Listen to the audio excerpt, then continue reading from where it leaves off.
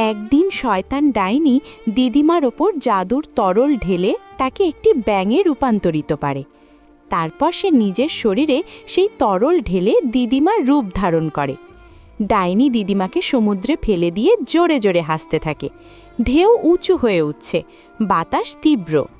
ডাইনি বাড়িতে ফিরে এসে খুশিতে নাচতে থাকে। দাদা অনেক টাকা ও গহনা নিয়ে বাড়িতে আসে। ডাইনিকে আসল দিদিমা ভেবে জড়িয়ে ধরে। আসল দিদিমাকে একটি কোবরা সাপ আক্রমণ করে। মৎস্যকন্যা দ্রুত এসে জাদু ব্যবহার করে সাপকে পরাজিত করে।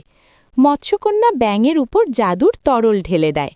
সঙ্গে সঙ্গে দিদিমা আবার তার আসল রূপে ফিরে আসে। মৎস্যকন্যা বাকি জাদুর তরল দিদিমার হাতে দেয়। দিদিমা ছুটে বাড়িতে যায়। দিদিমা বাড়িতে পৌঁছে ডাইনির উপর সেই তরল ঢেলে দেয়। সঙ্গে সঙ্গে ডাইনি আবার তার আগের রূপে ফিরে আসে। ডাইনিকে একটি পুরনো বাড়িতে বন্দি করা হয়।